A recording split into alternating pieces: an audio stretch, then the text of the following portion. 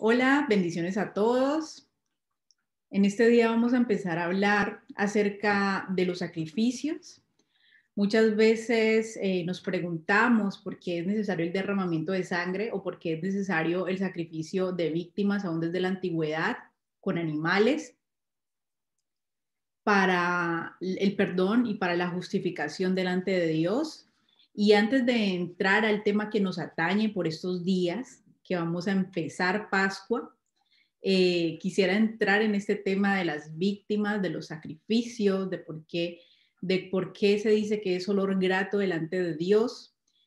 Y para esto les voy a pedir que vayamos a Génesis capítulo 8, versículo 20 y 21.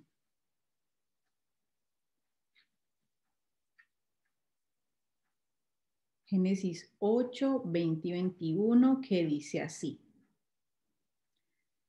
Luego Noé construyó un altar al Señor y sobre ese altar ofreció como holocausto animales puros y aves puras. Versículo 21. Cuando el Señor percibió el grato aroma, se dijo a sí mismo: aunque las intenciones del ser humano son perversas desde su juventud, nunca más volveré a maldecir la tierra por culpa suya. Tampoco volveré a destruir a todos los seres vivientes como acabo de hacerlo. Y vamos a ir por un momento también a Levítico 1. Levítico 1, versículo 13, que nada más lo voy a tomar como referencia o como ejemplo, que dice: las entrañas y las patas se lavarán con agua, y el sacerdote lo tomará todo y lo quemará en el altar. Es un holocausto, una ofrenda presentada por fuego de aroma grato al Señor. Entonces, en todos estos textos siempre se nos dice que los sacrificios son presentados a Dios y que para Dios es un aroma grato. Y cuando yo leo estos textos, yo digo, bueno, Dios es espíritu, pero estos sacrificios son olor grato a Dios. ¿Será que Dios tiene nariz? ¿Será que Dios tiene olfato? A mí también me gusta mucho el olor a carne asada. Entonces a Dios le gusta también el olor asado, como que la verdad yo me he hecho estas preguntas, pues ¿cómo así que es un olor grato a Dios? Pues ¿cómo se podría entender esto? ¿Y cómo se podría entender el tema de las víctimas de estos animales que eran degollados en la presencia de Dios, que su sangre era completamente drenada y que esto era agradable delante de Dios y que cuando se presentaba esto a través del sacrificio por fuego era un olor grato al Señor? Podríamos pensar con este tipo de afirmaciones, si no entendemos el contexto, que nuestro Dios es un Dios sádico. Podríamos entenderlo así, que se complace en la matanza, porque ¿cómo podría un Dios bondadoso complacerse en la muerte de una víctima, en la muerte de un pobre animal indefenso? En primer lugar, debemos empezar a pensar en el mundo como un lugar interconectado entre sí. Vamos a entender esto. Vamos a entender por qué Dios pedía víctimas, por qué Dios pedía sacrificios de animales, por qué se decía que era agradable este derramamiento de sangre, esta matanza de animales a Dios, y el olor de la carne en el holocausto cuando era quemada, cuando obviamente el animal ya estaba muerto. Pero vamos a entender por qué aún desde la antigüedad y aún con el sacrificio de su propio hijo, porque dice que a Jesucristo fue sacrificado en tipología a esos sacrificios que se hacían para Dios. Entonces, ¿por qué Dios se agrada de estas cosas? Y como les decía ahorita, en primer lugar, debemos pensar en el mundo como un lugar completamente interconectado. El pecado de Adán y Eva nos impactó de manera permanente a la humanidad, desde ellos hasta sus hijos, hasta nosotros que somos hijos de Adán y Eva, y que nos ha venido impactando de manera negativa las consecuencias de su pecado. Lo que hacen en Australia impacta completamente el mundo. Quiero que lo entiendan de esta manera. Yo no estoy en ese lugar del mundo, sino que Australia queda lejos. Pero lo que hacemos aquí en Estados Unidos impacta de manera directa al resto del mundo. Y no porque sea Estados Unidos una potencia, aunque lo es, sino porque el mundo espiritualmente está interconectado. Por eso Cristo muere por el mundo. Entonces, como todo el mundo está interconectado espiritualmente, debe tener un balance. El mundo Dios lo creó en un balance con Adán y con Eva. Dios lo crea completamente balanceado, lo que nosotros llamamos balanceado o llamamos justicia. Crea un mundo completamente en su perfecto balance. Cuando alguien peca, cuando alguien peca, lo que pasa es que transgrede el perfecto balance que había en el mundo que Dios ya había establecido.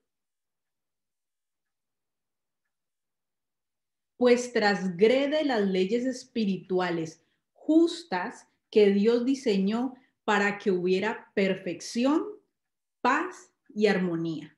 Todos queremos vivir en un mundo de perfección, de paz y de armonía. Pero cuando se infringen las leyes espirituales que rigen al mundo, el mundo queda completamente desbalanceado en esa justicia. El mundo ya no queda en justicia, sino que empieza a quedar completamente desbalanceado, y el pecado lo que hace poco a poco es que este mundo perfecto, lleno de armonía, lleno de paz, se vuelva un caos, porque ya no hay el balance que Dios había dado a través de sus leyes justas desde la antigüedad. Que es un mundo de paz, es un mundo de armonía, es un mundo sin víctimas. Ese es el mundo que Dios creó. Un mundo lleno de perfección, sin víctimas, paz y armonía. Entonces, el pecado trae este desbalance espiritual que si Dios, vamos a decirlo así, se hiciera loco frente a ese desbalance, pasando por alto al que desbalanceó el mundo, al que pecó, sin darle su merecido, entonces Dios sería tan corrupto como los malvados, como los mismos malvados, porque Dios en ese aspecto estaría infringiendo las propias reglas de este mundo espiritual que no pueden ser infringidas.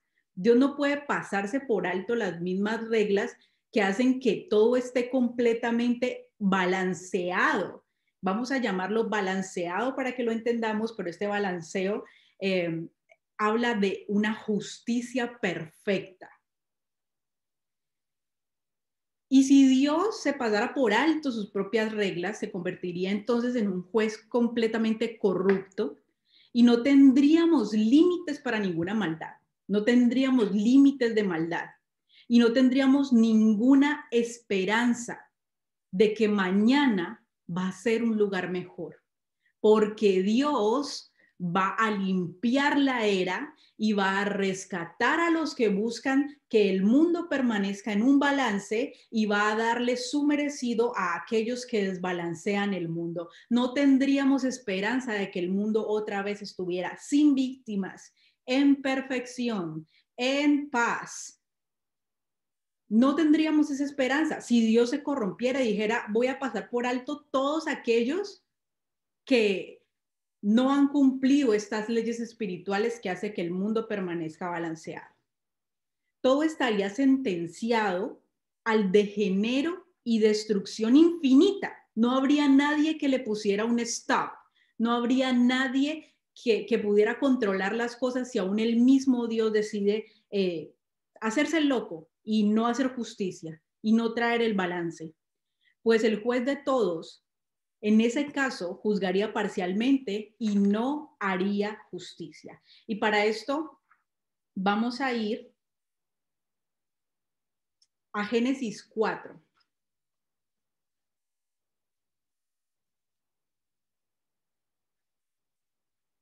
A Génesis capítulo 4, versículo 10.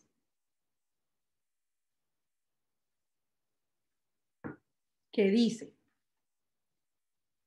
aquí está hablando acerca de Caín. Génesis capítulo 4, versículo 10 dice de Caín.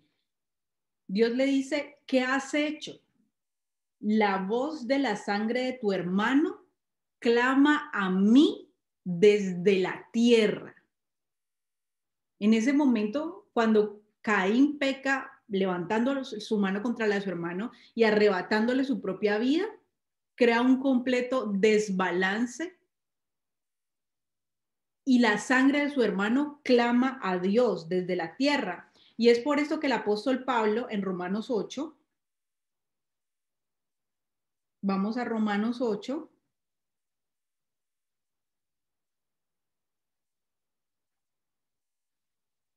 desde el versículo 19.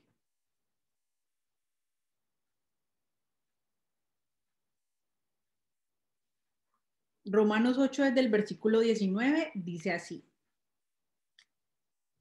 Romanos 8, 19. Dice, la creación aguarda con ansiedad la revelación de los hijos de Dios, porque fue sometida a la frustración. Esto no sucedió por su propia voluntad, sino por la del que así lo dispuso.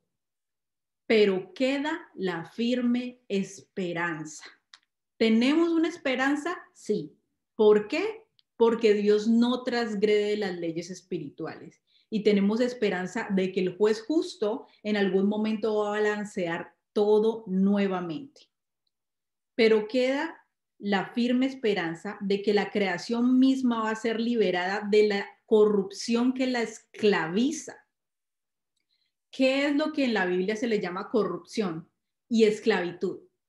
Al pecado. ¿Por qué? Porque la creación misma tenía un balance y se ha desbalanceado completamente en el pecado. Para así alcanzar la gloriosa libertad de los hijos de Dios. Los hijos de Dios son aquellos que han decidido cumplir la ley de Dios.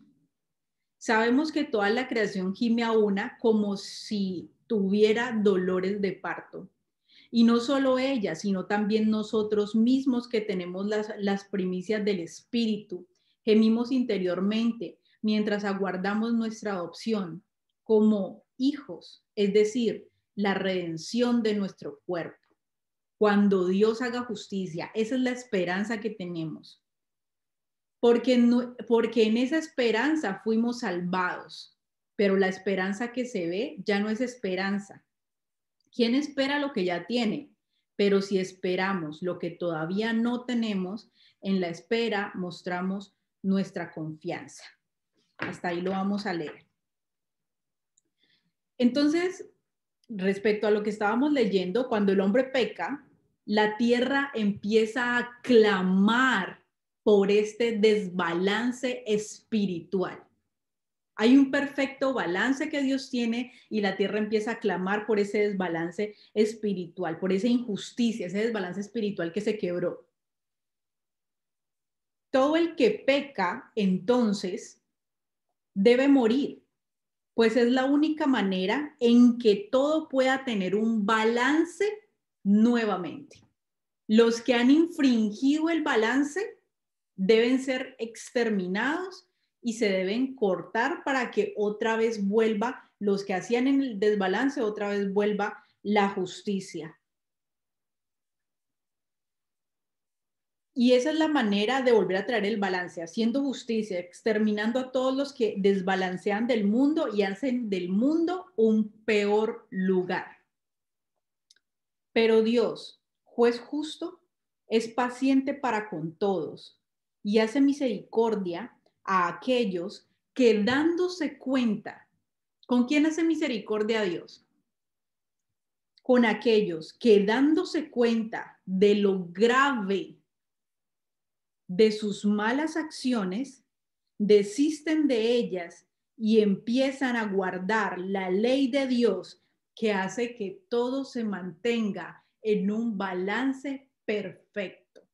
Y lo vamos a ver. Para ver esto, vamos a ir a Éxodo 20, versículo 6. Éxodo capítulo 20, versículo 6.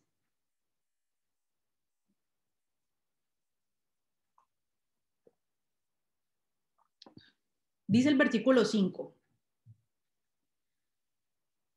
Está hablando acerca del pecado de la idolatría. Dice, no te inclinarás a ellas ni las honrarás, porque yo soy Yahweh tu Dios, fuerte, celoso, que visito la maldad de los padres sobre los hijos hasta la tercera y cuarta generación de los que me aborrecen, de los que cogen sus leyes, que hacen un balance perfecto y crean injusticia, crean un desbalance. Versículo 6.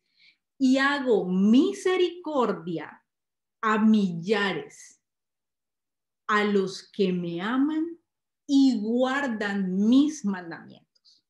Así que la misericordia de Dios está con estos que habla el apóstol Pablo, los hijos de Dios, que están dispuestos a dejar la infracción de la ley, a dejar la violación de los mandamientos de Dios y a volver a retomar el balance perfecto que Dios tenía en el mundo, en sus propias vidas. Vamos a ir también a Salmos 103 para seguir viendo este tema de la misericordia de Dios. Salmo 103. Y lo vamos a leer todo. Quería sacar como unos versículos aparte, pero todo me pareció tan importante. Lo voy a leer en Reina Valera 1960 y dice así. Salmo 103. Bendice, alma mía, a Yahweh, y bendiga todo mi ser, su santo nombre. Bendice, alma mía, a Yahweh, y no olvides ninguno de sus beneficios.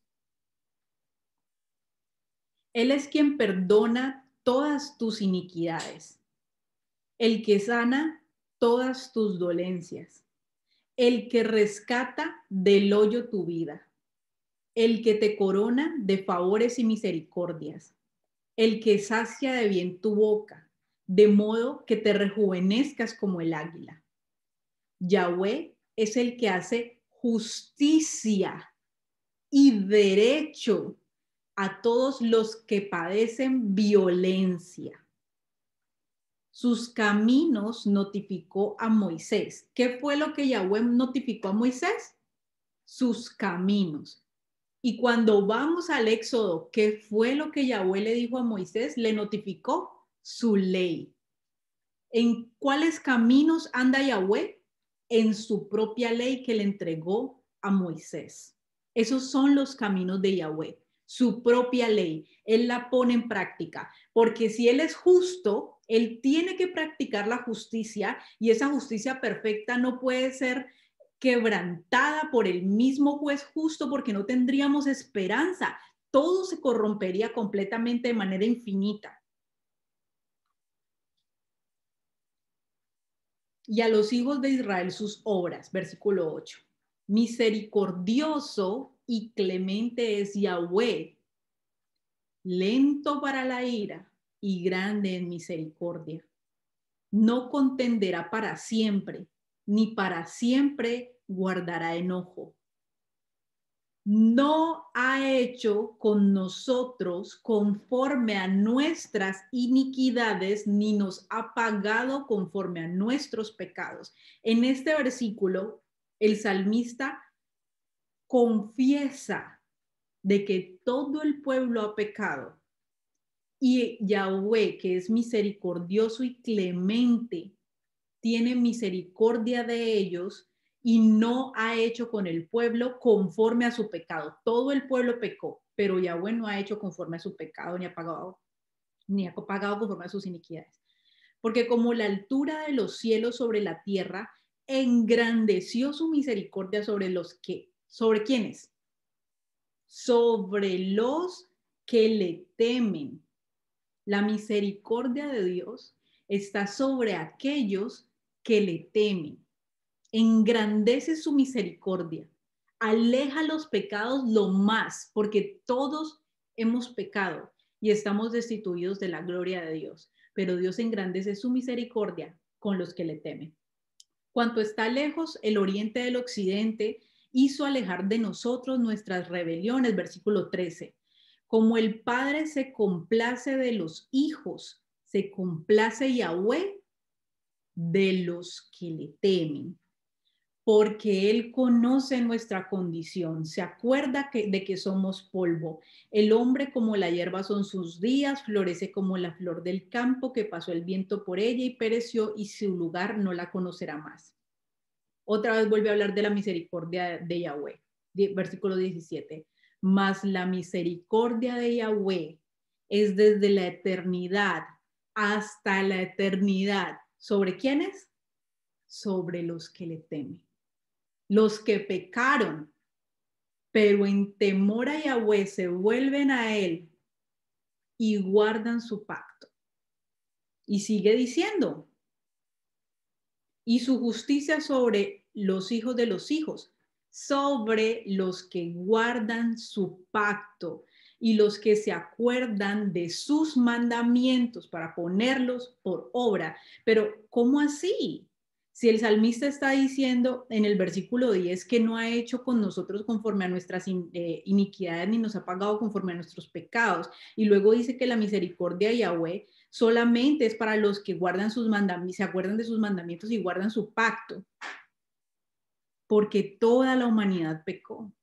Toda la humanidad está en la misma condición de Adán, porque desde Adán, como el mundo es un lugar espiritual interconectado, la justicia quedó desnivelada. Pero todos aquellos que pecan, que somos todos, pero se vuelven a Dios en temor para guardar su pacto, que el antiguo pacto era en el Sinaí con esas piedras, con las piedras de la ley, donde se escribió la ley. Y ahora el nuevo pacto, según Jeremías, es que Dios escribe la ley ¿en dónde? En nuestro corazón. Dios escribe esa ley que escribió en Sinaí, en tablas de piedra, ahora es espiritual porque la escribe en nuestro corazón. Los que guardan su pacto y se acuerdan de sus mandamientos para ponerlos por obra. Yahweh estableció en los cielos su trono y su reino domina sobre todos. Bendigan a Yahweh todos sus ángeles, poderosos en fortaleza, que ejecutan su palabra obedeciendo la voz de su precepto. Bendice a Yahweh, ustedes sus ejércitos, ministros suyos que hacen su voluntad, y bendiga a Yahweh, ustedes todas sus obras, en todos los lugares de su señorío. Bendice, alma mía, a Yahweh. Entonces, es importante entender esto, de que aunque Dios es misericordioso y Dios quiere que todos nos volvamos a Él, de los que Él tiene misericordia es de los que le temen y de los que guardan su pacto. Y eso ha sido así desde la antigüedad hasta el presente. Entonces, volvemos a lo que ya habíamos tocado. Dios es paciente para con todos y hace misericordia a aquellos que dándose cuenta de lo grave de sus malas acciones, desisten de ellas y empiezan a guardar esta ley de Dios que hace que todo se mantenga en un balance perfecto. Pero si en el pasado ya transgredieron y el mundo ya se encuentra en un desbalance espiritual, porque en el pasado todos hemos transgredido la ley de Dios, es decir, que el mundo ya se encuentra en un desbalance espiritual por mi culpa, porque yo ya transgredí la ley de Dios. Entonces, vuelvo a preguntar, ¿Dios se hace loco con el pecado pasado del que pecó, pero se volvió a él? ¿Dios hace de cuenta como si nada hubiera pasado porque el que pecó está arrepentido? No, porque el mundo ya está desbalanceado por estas acciones pasadas que usted y yo cometimos. Y está clamando por la muerte, porque el que peca, para que el mundo quede otra vez en un balance perfecto, debe morir. Eso es lo que dice la ley espiritual que rige al mundo entero. Entonces, ¿cuántos deberíamos morir? Todos. Y cuando nosotros queremos volvernos a Dios, ¿todavía merecemos la muerte? Todavía merecemos la muerte.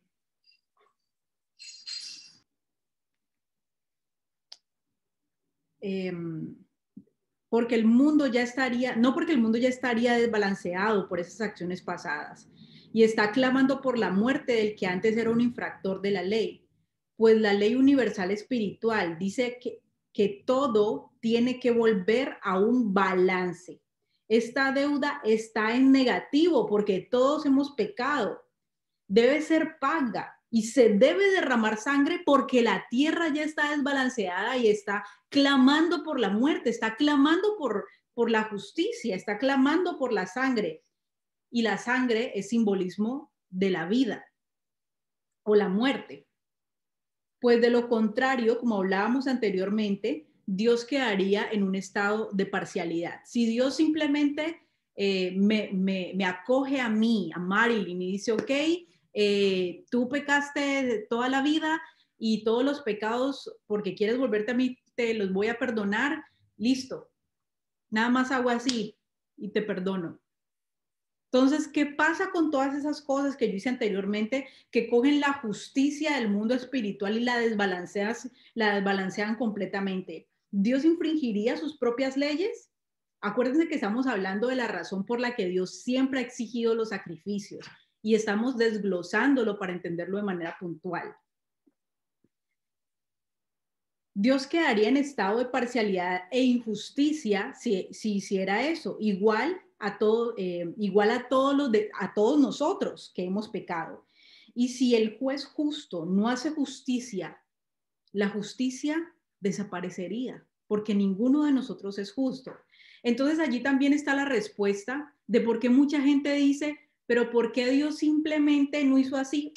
Tronó los dedos y ya nos salvó a todos a través de Jesucristo. ¿Por qué tuvo que enviar a su hijo?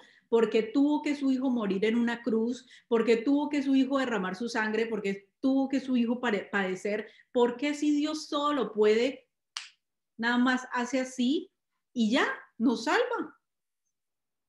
Dios no es injusto. Es necesario que Dios, como decía el Salmo que ahorita leíamos, sus caminos notificó a Moisés. ¿Cuáles son los caminos de Dios? La ley que Dios le da a Moisés. Esos son los caminos en los que anda Dios. Y Dios no puede infringir esos caminos. Entonces, aquí es donde entran las víctimas inocentes.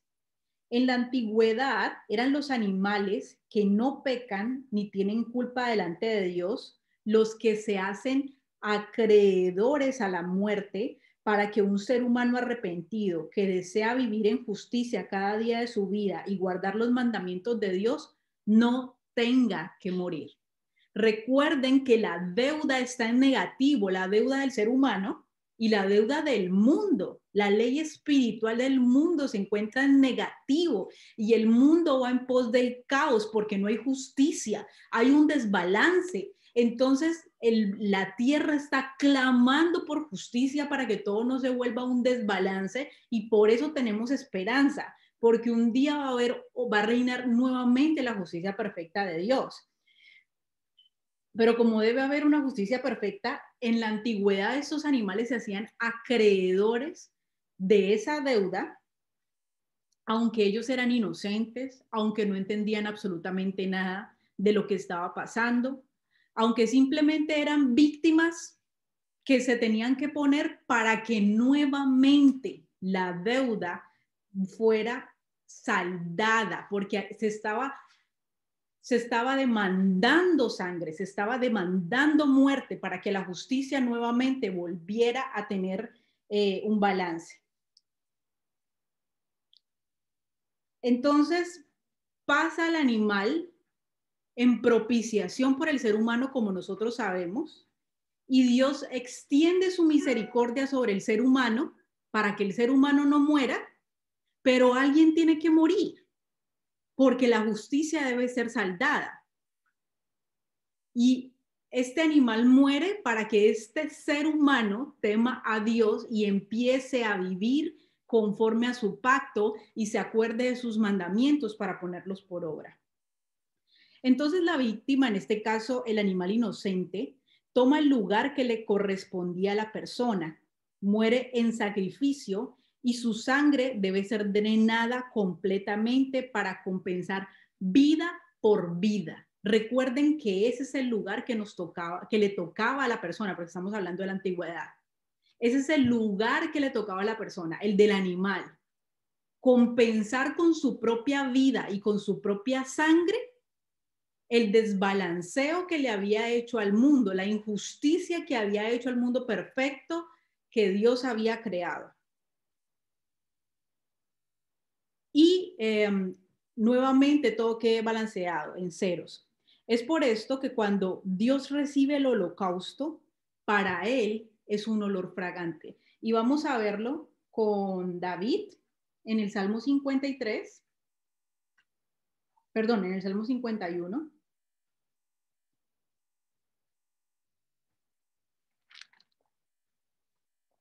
Desde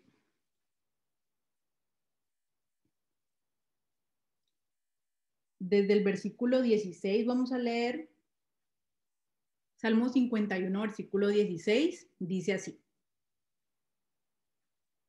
porque no quieres sacrificio, que yo lo daría. No quieres holocausto. Entonces, al fin, si Dios pidió sacrificios y holocaustos y David está diciendo que Dios no quiere sacrificios y holocaustos, entonces, ¿esto qué significa? Porque Dios está diciendo, está demandando, era un mandamiento de Dios, pero a David le parece que Dios eso no lo quiere. Pero si Dios lo demandó, entonces que hay una dualidad allí. Vamos a verlo. No quieres sacrificio, que yo lo daría. No quieres holocaustos. 17. Los sacrificios de Dios son el espíritu quebrantado. Recuerde que este salmo es de David en el tiempo, y arriba lo dice, después de que él peca con Betsabé. Usted lo puede leer arriba donde dice versículo 1, dice arrepentimiento y plegaria pidiendo purificación al músico principal, Salmo de David, cuando después de que se llegó a Betsabé, vino a él Natán el profeta. Después de que David peca, no se quería arrepentir de su pecado, Dios envía al profeta, porque esa es la obligación del profeta, hablar de pecado y confrontar. Y David se quebranta, y lo vemos en todo el capítulo, que no lo vamos a leer ahora, y dice: los sacrificios de Dios son el espíritu quebrantado, al corazón contrito y humillado, no lo despreciarás tú, oh Dios. Haz bien con tu benevolencia a Sión. ¿Y cuál es la representación de Sión? El monte donde se dan los mandamientos de Dios. Haz justicia, haz bien con tu misericordia a Sión. Haz bien con tu benevolencia a Sión, y edifica los muros de Jerusalén, que es una representación de la edificación de su pueblo. Entonces, solo hasta entonces, te agradarán los sacrificios de justicia. ¿Cuáles son los sacrificios de justicia? Holocausto u ofrenda del todo quemada. Entonces ofreceré becerros sobre tu altar. Entonces, ¿qué es lo que está diciendo aquí David? ¿A ti no te interesa que yo vaya y ofrezca un sacrificio si no tengo mi espíritu quebrantado y mi corazón contrito y humillado? Porque lo que primero quiere Dios, antes de que se le lleve una víctima, es que en el ser humano haya una convicción profunda de pecado, haya un dolor por su pecado, haya una conciencia de que hizo algo gravísimo para sí mismo, para sus descendientes, para el mundo, delante de Dios, que merece la muerte, pero clama por la benevolencia y la misericordia de Dios para que le perdone su pecado y pueda vivir. Entonces Dios ahí muestra su misericordia y dice, yo no quiero que el ser humano muera, como lo estaba diciendo en Génesis con Noé. Yo no quiero que el ser humano muera, pero se necesita que haya una justicia, que haya derramamiento de sangre, que la deuda sea compensada. Entonces hay que poner una víctima, que es un sacrificio de animales en ese tiempo, para que el ser humano que merece morir no muera. Es lo que David nos está diciendo aquí. Es por eso que cuando Dios recibe el holocausto, para él es olor fragante, en sentido metafórico. Como les decía al principio, Dios tiene nariz y Dios es espíritu, pero en sentido metafórico es olor fragante, pues es muy agradable delante de él que en vez del ser humano morir, se vuelva a Dios, se arrepienta, guarde sus mandamientos y este ser humano viva. Y así es muy agradable delante de Dios que la ley espiritual que estaba desbalanceada en injusticia vuelva a tomar un balance y el ser humano viva para que practique la justicia. Eso es agradable a Dios. Este olor es agradable de un ser humano que se vuelve a Dios y no tiene que morir. Esto es agradable delante de Dios. Porque la justicia tiene que llevarse a cabo para que todo vuelva al punto que tiene que estar. Entonces, ¿qué pasó con los sacrificios de los animales en el antiguo pacto? ¿Qué pasó con estos sacrificios de los animales? Los sacrificios de los animales se convirtieron en algo meramente ritual. Con el tiempo, el pueblo no le da la importancia que tiene el desbalancear el mundo a través del pecado y empieza a ofrecer víctimas sin compungirse internamente por ello, sin arrepentimiento alguno, sin corazón genuino. Entonces Dios no puede aceptar esa víctima de manera permanente en lugar del sujeto que comete el pecado. No le sirve esa víctima a ese sujeto para la salvación, sino que le provee una falsa confianza a este sujeto que simplemente sacrifica, pero sin compungirse, sin arrepentirse, sin tener convicción de pecado. Solamente le ofrece una falsa confianza de deuda saldada delante de Dios y de libertad, que en realidad no lo es, pues no le va a salvar de la condenación, porque no tiene un corazón arrepentido y compungido por ese pecado y por eso presenta a la víctima. Pues este sujeto que no se arrepiente delante de Dios, sino que simplemente presenta a víctima por ser ritual, no se humilló ante Yahweh para dejar su mal camino, sino que endureció su corazón. Entonces, ahora en el nuevo pacto, vamos a ver qué pasa con el nuevo pacto, que el nuevo pacto es de la ley en nuestro corazón y ya no es con animales, sino que es a través de la sangre del Hijo de Dios. El sacrificio que Dios mismo hace a través de su Hijo. Las víctimas que llevan el pecado del pueblo en la antigüedad fueron un sacrificio insuficiente para compensar el desequilibrio del mundo. Pues aunque sí limpiaban de pecado a todo aquel que arrepentido invocara el nombre del Señor, no limpiaba la conciencia del individuo, puesto que estos animales inocentes no tenían conciencia de pecado.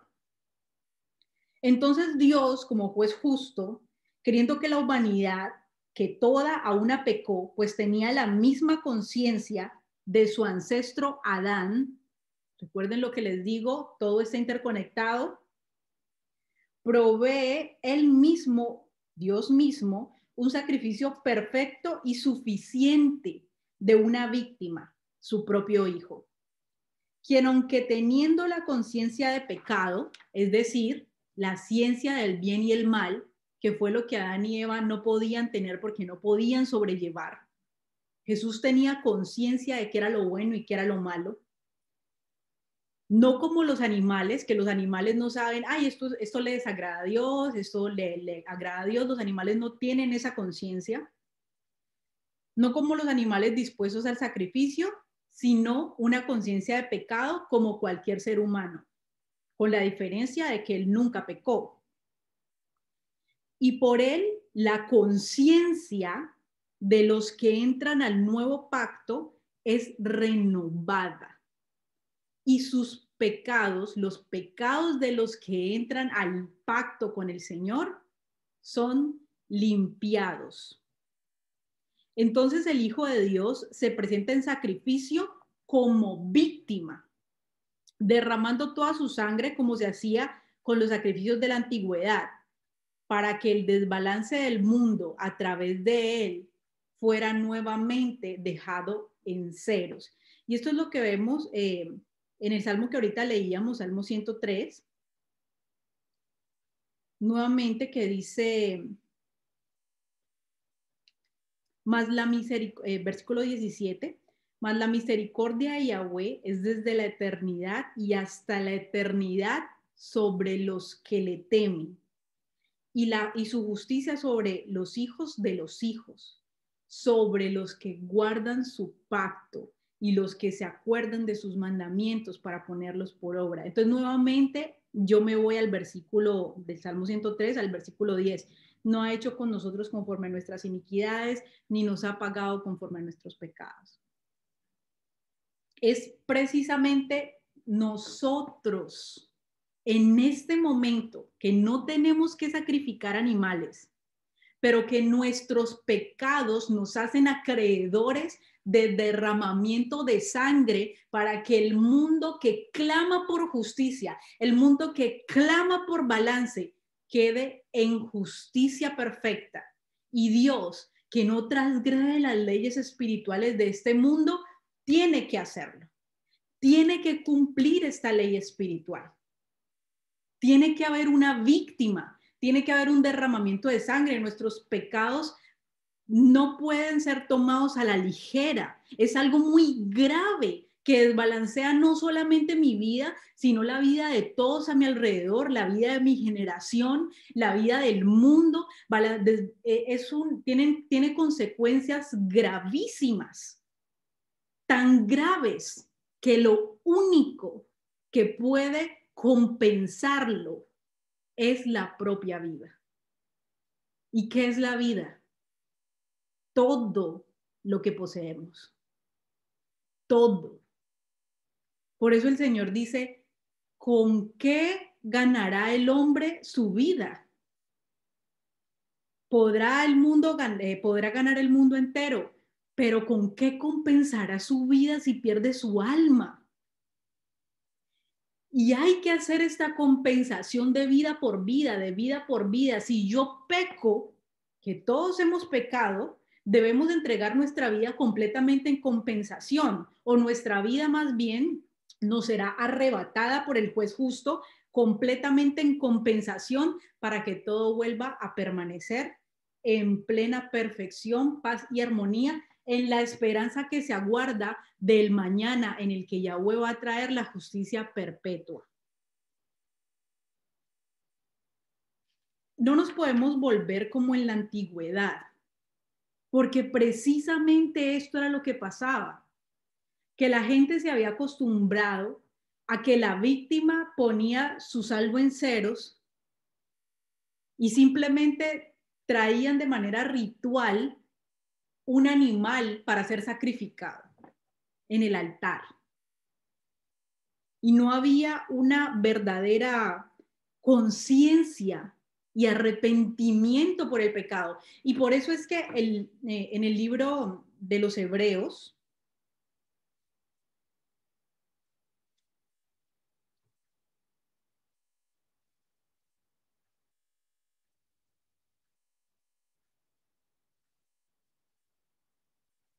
el libro de los Hebreos, este pasaje no lo tenía listo.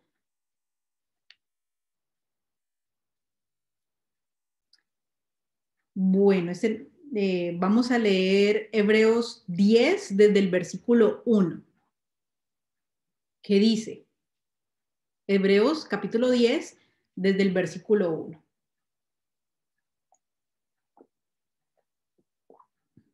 Dice, por la ley, está hablando aquí de la ley de Moisés, la ley física, los rituales, teniendo la sombra de los bienes venideros, no la imagen misma de las cosas, nunca puede, por los mismos sacrificios que se ofrecen continuamente cada año, hacer perfectos a los que se acercan. Lo que hablábamos ahorita, el tema de la conciencia. Versículo 2. De otra manera cesarían de ofrecerse, pues los que tributan en este culto, limpios una vez, no tendrían ya más conciencia de pecado. Pero en los sacrificios cada año se hace memoria de los pecados. Versículo 4. Porque la sangre de los toros y de los machos cabríos no puede quitar los pecados. Por lo cual, entrando en el mundo, dice, sacrificio y ofrenda no quisiste, mas me preparaste cuerpo. Entonces veíamos con David, ¿por qué el Señor dice que sacrificio y ofrenda no quiere? Porque los estaban sacrificando a la ligera, sin compungirse por el pecado, sin arrepentimiento, sin un compromiso de después de hacer ese sacrificio, tener una buena conciencia delante de Dios y no volver a repetir lo que estaban haciendo, sino que solamente hacían los sacrificios y continuaban con su vida como si nada hubiera pasado. Holocaustos y expiaciones por el pecado no te agradaron. Entonces dije, he aquí que vengo, oh Dios, para hacer tu voluntad, como en el rollo del libro está escrito de mí. Hablábamos del tema de la conciencia. Vengo, oh Dios, para hacer tu voluntad. Diciendo primero, sacrificio y ofrenda y holocaustos y expiaciones por el pecado no quisiste ni te agradaron, las cuales cosas se ofrecen. En este momento todavía se ofrecían porque todavía había templo. Y lo que el autor de los Hebreos le está diciendo a los hebreos es, ya Jesucristo vino para eso. Les está explicando por qué ya no tienen que seguir haciendo sacrificios en el templo, porque luego de que Cristo muere, el templo sigue erigido durante más de 50 años y ellos en todo este tiempo, cuando se convertían al Mesías, aún se les hacía difícil dejar de ir a ofrecer animales porque era algo que la ley de Moisés decía. Y como Jesús nunca les enseñó a infringir la ley de Moisés, para muchos que se habían convertido a Jesús, les daba difícil, de los hebreos, se les hacía difícil dar este paso de no volver a ofrecer esos sacrificios. Era una costumbre que ellos tenían desde pequeños y que era algo bueno para hacer. Es una costumbre desde la antigüedad. Entonces el del libro de los Hebreos les está diciendo que ya no lo tienen que hacer porque este es el lugar de Jesucristo. diciendo primero sacrificio de ofrenda de holocaustos y expiaciones por el pecado no quisiste ni te agradaron, las cuales se ofrecen según la ley, versículo 9. Y diciendo luego, he aquí que vengo, oh Dios, para hacer tu voluntad, quítalo primero para establecer esto último. Entonces mucha gente usa este texto para decir, ya Jesús anuló la ley, porque aquí dice, quítalo primero para establecer esto último. No leemos en contexto muchas veces. Está hablando de los sacrificios de los animales, indudablemente. ¿Qué es lo que el Señor Jesús está quitando para establecer esto último? Que ya sacrificio y ofrenda de holocausto no te agradaron, ahora mi cuerpo viene para hacer tu voluntad, quita los animales, ahora pon esto último, que soy yo, dice Jesucristo. En esta voluntad somos santificados mediante la ofrenda del cuerpo que de Jesucristo, hecha una vez para siempre, versículo 11. Y ciertamente todo sacerdote está día tras día ministrando y ofreciendo muchas veces los mismos sacrificios que nunca pueden quitar los pecados.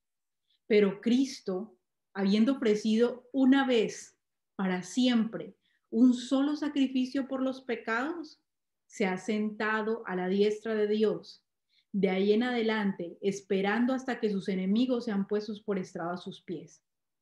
Porque con una sola ofrenda hizo perfectos para siempre a los santificados.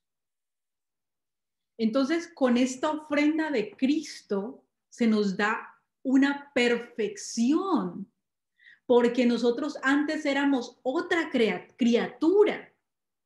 Cuando nosotros recibimos a Cristo y aceptamos a Cristo con una conciencia de pecado y nos humillamos delante de Él, porque reconocemos que hemos transgredido la ley de Dios, Dios extiende su misericordia sobre nosotros.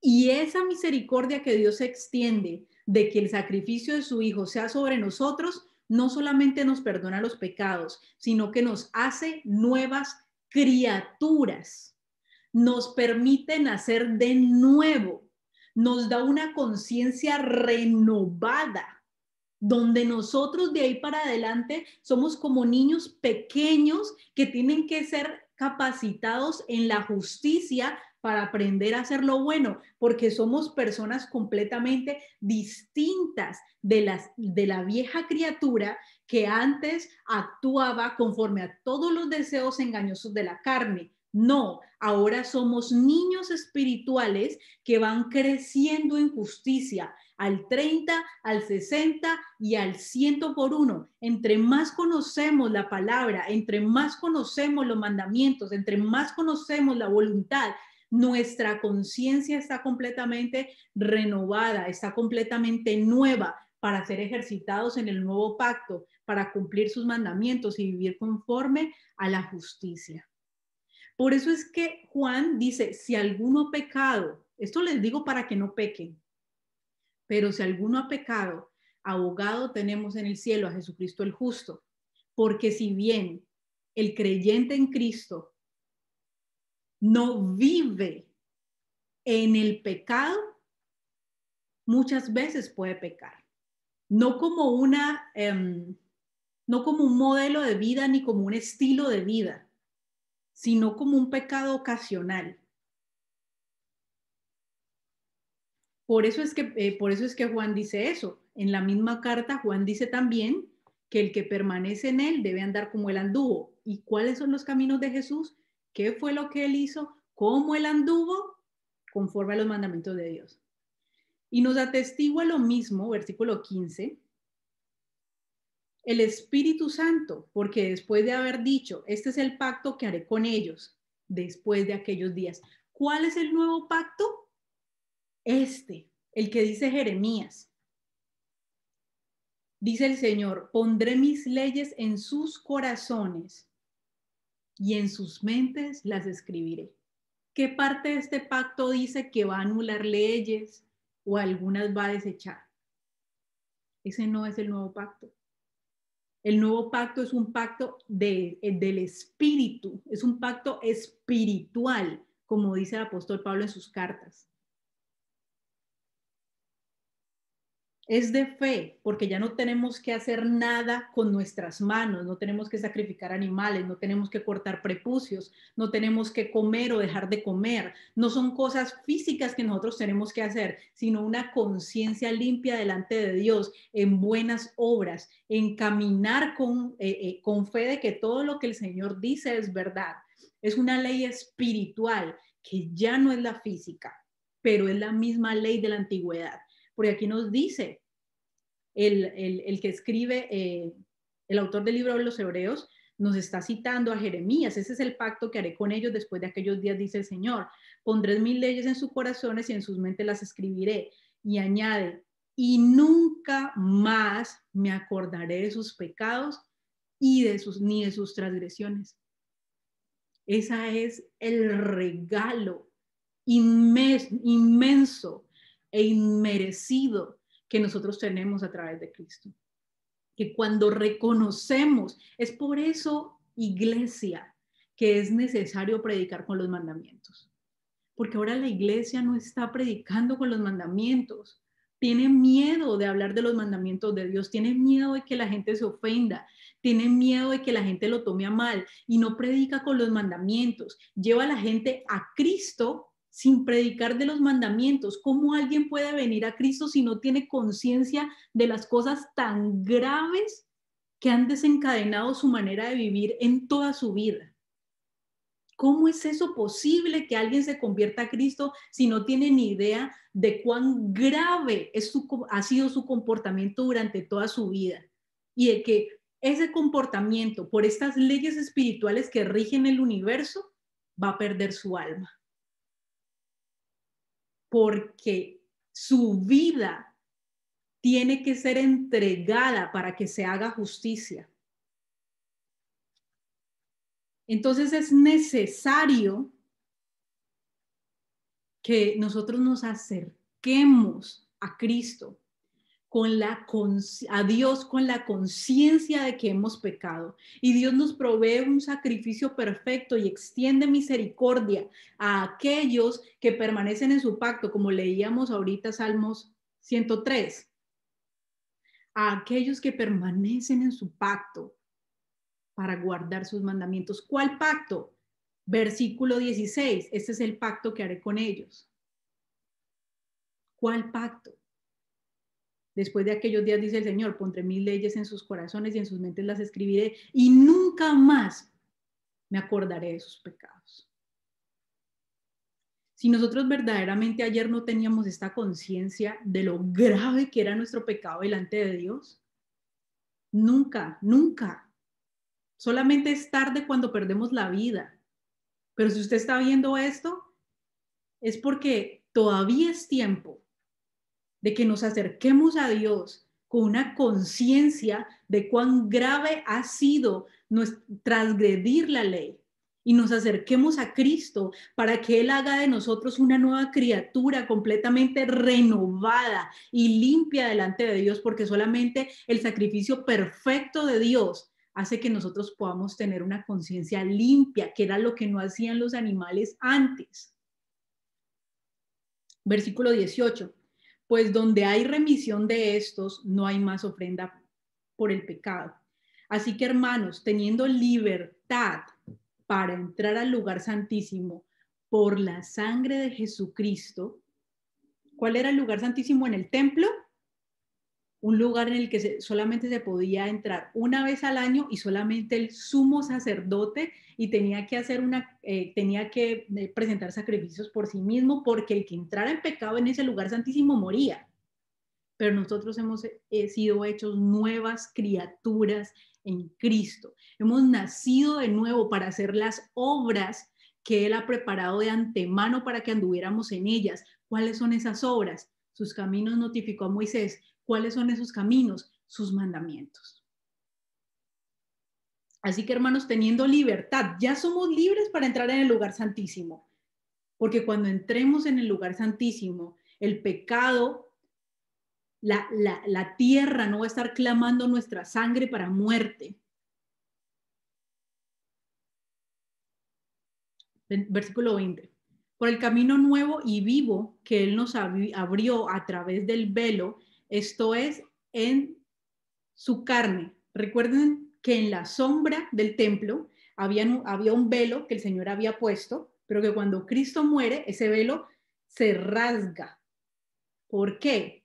Porque su carne es entregada como sacrificio para que los purificados a través de ese holocausto que es Cristo, a través de ese sacrificio de expiación que es Cristo, podamos entrar confiadamente sin ese velo, sin esa cortina, sin cortina.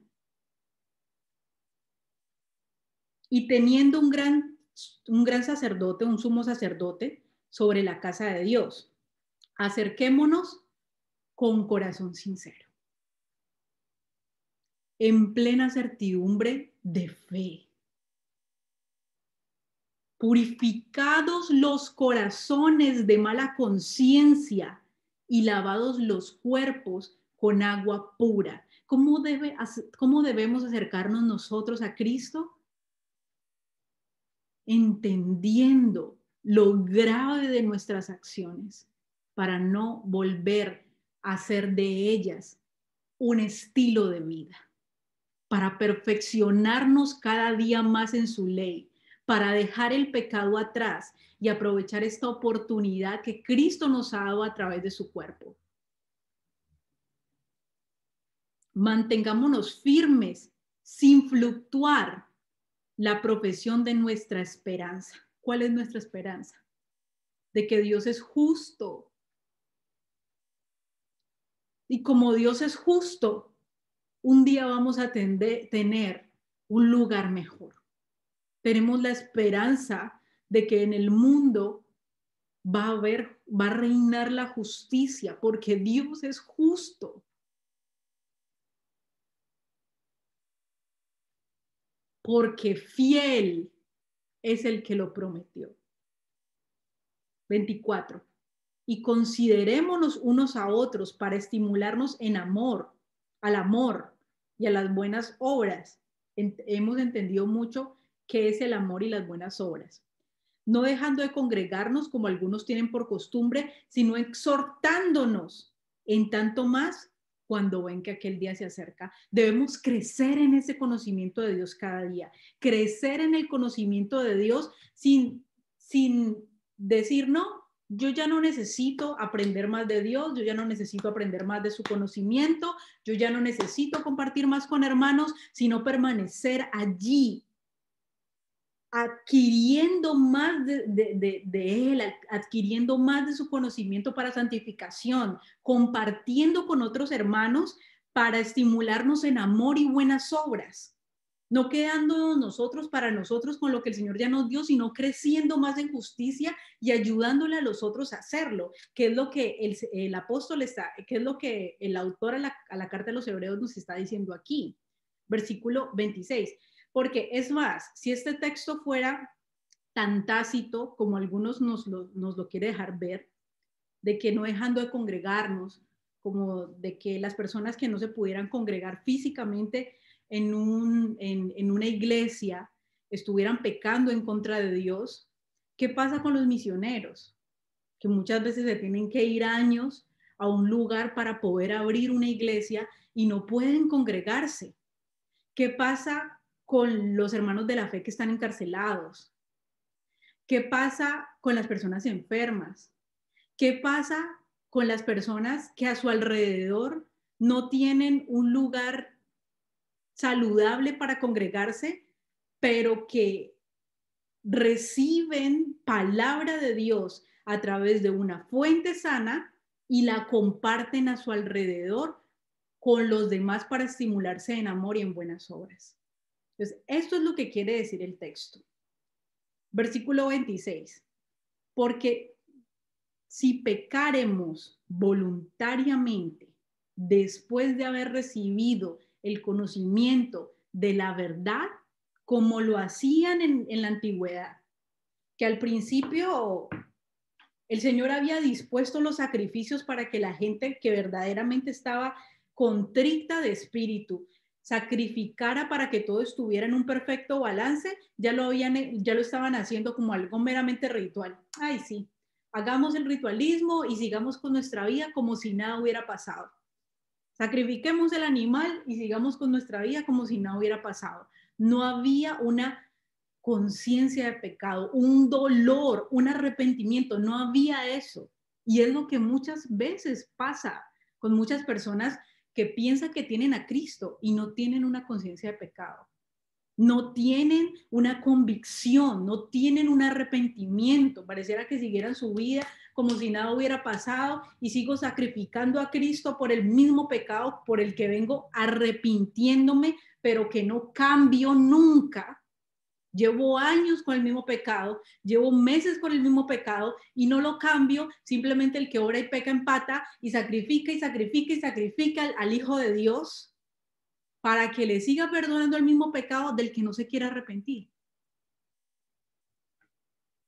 Y dice que aquí el autor dice, porque si pecaremos voluntariamente después de haber recibido el conocimiento de la verdad, ya no queda más sacrificio por los pecados, sino una horrenda expectación de juicio y hervor de fuego que ha de devorar a los adversarios. Entonces, lo que yo les decía ahorita, que sacrificar ritualmente en la antigüedad a los animales les creaba una falsa confianza de deuda saldada delante de Dios y de libertad, pero eso no lo iba a salvar de la condenación. Es lo mismo que pasa ahora con el sacrificio de Cristo. En un corazón que no está contrito y humillado, que no está arrepentido, crea una falsa conciencia, una falsa esperanza, una falsa confianza de deuda saldada delante de Dios y una falsa conciencia de libertad que no la va a tener porque sigue pecando, porque sigue esclavo de aquello de lo que Cristo lo tendría que haber libertado, pero sigue siendo esclavo de eso. Y aquí habla que solamente queda una horrenda expectación de juicio. Acuérdense que el jueves hablamos del juicio, del bautismo en fuego y de hervor de fuego que ha de devorar a los adversarios. El fuego, acuérdense que viene sobre cada ofrenda. En el antiguo pacto, en la sombra, había que sacrificar el fuego y el fuego o venía sobre la ofrenda o el juicio venía sobre el pecador. Y eso lo vemos de una manera muy tácita con Nadab y Abiú. Esos sacerdotes que les enviaba yo ayer el texto, que ofrecieron un fuego extraño al Señor. Eso está en Levítico. Que ofrecieron un fuego extraño al Señor. Levítico 10 y Levítico 9. Levítico 9, 23 al 24, nos dice que de la presencia de Dios salió un fuego que consumió el holocausto que se ofreció allí. En ese momento de la presencia de Dios salió un fuego, que Dios aceptó el holocausto para el sacrificio del pueblo. Eso nos lo dice Levítico 9 en los últimos versículos. Y en el siguiente versículo, que sería el capítulo 10, nos dicen que Nadab y Abiú, que eran sacerdotes, hijos de Aarón, ellos ofrecen un fuego extraño que Dios no había mandado. Acuérdense que por Nadab y Abiú ya se había ofrecido holocausto. Por ellos ya se había ofrecido holocausto. Y Dios quema el sacrificio porque sale un fuego del cielo y quema para aceptar esa ofrenda y que todo el pueblo quede con la cuenta saldada. Pero como ellos siguieron haciendo lo malo y haciendo lo que mejor les parecía y no permaneciendo en los mandamientos de Dios, les pareció bien quemar un fuego que ellos se inventaron en el templo de Dios. Entonces, en ese momento que ellos hacen eso, sale fuego del cielo y los consume a ellos. Porque para ellos el sacrificio no fue acepto. Para el pueblo sí, el pueblo merecía ese fuego que cayó sobre el holocausto, pero Dios acepta el fuego, Dios acepta el holocausto para el pueblo de Levítico 9 y justifica al pueblo. Pero con Nadab y Abiú, como ellos siguieron haciendo lo malo y aún tenían dignidad de sacerdotes y estaban dentro del templo, fueron consumidos por el mismo fuego que tenía que caer sobre el holocausto, pero para ellos no fue efectivo. Entonces el fuego de Dios que viene sobre todos traerá para aquellos que recibieron. El fuego viene sobre cada ofrenda, holocausto, sacrificio, para que sea consumado y llegue a Yahweh en olor fragante. Acuérdense, el tema del balance. Entonces el fuego de Dios que viene sobre todos traerá para aquellos que recibieron al Mesías. ¿Qué es lo que traerá para aquellos que recibieron al Mesías? Purificación, santificación, exaltación. Pues permanecen en él para toda buena obra. ¿Qué son las buenas obras? Sus mandamientos. Pero aquellos quienes no tomaron el sacrificio o tomaron en vano o lo tomaron en vano para seguir pecando como en la antigüedad, el fuego sobre el sacrificio vendrá sobre ellos y los destruirá en el día del juicio. ¿Qué es lo que nos está diciendo aquí? El que les habla a los hebreos. Recuerde que este hombre que les está hablando a los hebreos, les está hablando a gente muy conocedora de la ley de Moisés en sombra. Entonces él toma todas esas herramientas de lo que ellos ya conocían y las pone aquí, porque ellos las entienden perfectamente, solamente que se las pone aquí en el Mesías.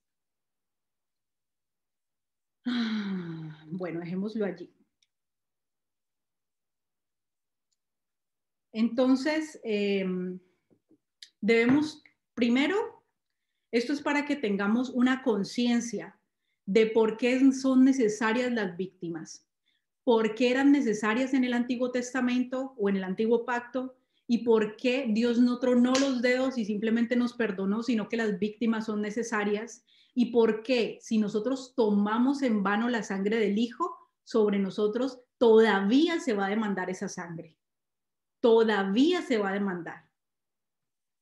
O sobre los que no reciben el sacrificio del Hijo, todavía se demanda la sangre, porque es algo gravísimo, gravísimo, que toma todo lo que tenemos, que es nuestra vida entera. Y con esto, hay muchas otras referencias que les podría hacer, como las que Cristo habla acerca del fuego que nunca se apaga, de que es mejor quitar una mano que para entrar a la vida, que quemarse en el fuego con las dos manos. Y recuerden que el fuego no quemaba, como lo hemos visto todos estos días, no quema a aquellos que permanecen en los mandamientos de Dios, como pasó con Sadrach, Mesach y Abednego.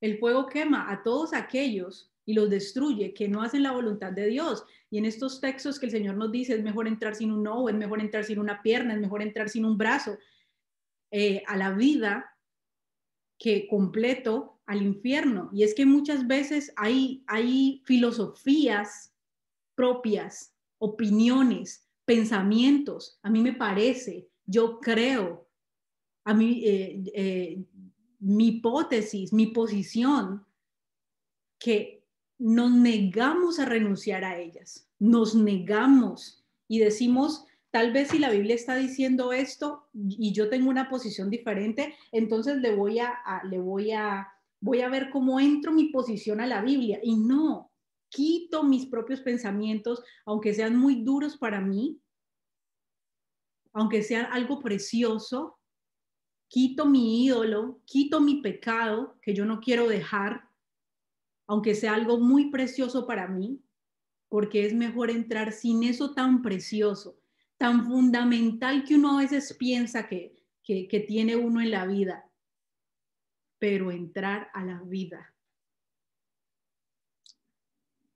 Bueno, bendiciones a todos. Esto es nada más como una introducción para que entendamos lo del tema de las víctimas, porque vamos a empezar a hablar de la Pascua en algunas clases y con eso quiero que entendamos esto para empezar. Saludos a todos y nos veremos en la próxima.